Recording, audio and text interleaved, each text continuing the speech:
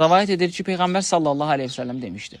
Həddi buluğa çatmamış 3 uşağı vəfat etmiş. Elə bir kimsə yoxdur ki, Allah onu uşaqlara olan mərhəmətinin lütfü sayəsində cənnətə salmasın. 81-ci fəsil.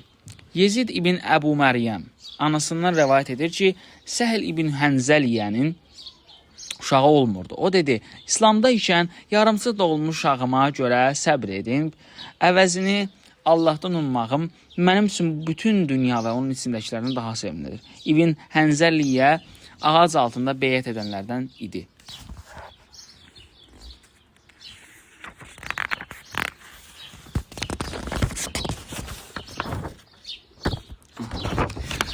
Abdullah ibn Məsud radiyallahu anhu demişdi. Bir dəfə Peyğəmbər sallallahu aleyhi ve sellemdən soruşdu. Hansı birinizə varisinin malı öz malından daha sevimlidir?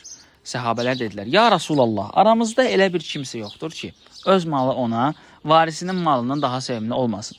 Peyğəmbər sallallahu aleyhi ve sellem buyurdu, bilin ki, sizlərdən elə bir kimsə yoxdur ki, varisinin malı ona öz malından daha sevimli olmasın. Qabaqcadan xərclədiyin hər bir şey sənin öz malın, sonraya saxladığın isə sənin varisinin malıdır. Peyğəmbər sallallahu aleyhi ve sellem demişdir, dedi. Aranızda kimi sonsuz hesab edirsiniz. Səhabələr dedi, sonsuz o kəsdir ki, onun uşağı olmur. O dedi, xeyr, sonsuz o kəsdir ki, övladı sayəsində axirəti üçün əvvəlcədən tədarük görmür. Subhanallah. Peyğəmbər sallallahu aleyhi ve sellem dedi, aranızda kimi pəhləvan sayırsınız. Səhabələr dedilər, pəhləvan o kəsdir ki, kişilər onu yıxa bilmir. O dedi, xeyr, pəhləvan o kəsdir ki, qəzəbləndikdə özünü əl ala bilir. Görürsünüz? Qəzəbləndikdə özünü əl almaq pəhləvanlıqdır. Peyğəmbər sallallahu aleyhi ve sellem deyir. Kölələri yaxşı rəftar etmək.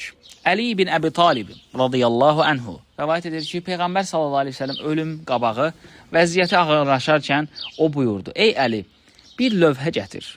Ona bəzi şeylər yazım ki, ümmətim məndən sonra zəlalətə düşməsin. Mən qorxdum ki, o məni qabaqlasın. Odur ki, dedim, mən onu əzbərləyib yadda saxlayaram.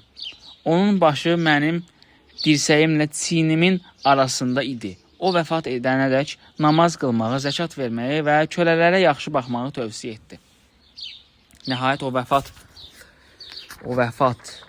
etdi. Peyğəmbər sallallahu aleyhi ve sellem Allahdan başqa haqq məbud olmadığına və Muhammedin sallallahu aleyhi ve sellem onun qulu və elçisi olduğuna şahidlik etməyi də buyurdu. Kim bunlara şahidlik etsə, cəhənnəm odu ona haram olar. Abdullah ibn Məsud radiyallahu anhu rəvayət edir ki, Peyğəmbər sallallahu aleyhi ve sellem belə buyurmuşdur.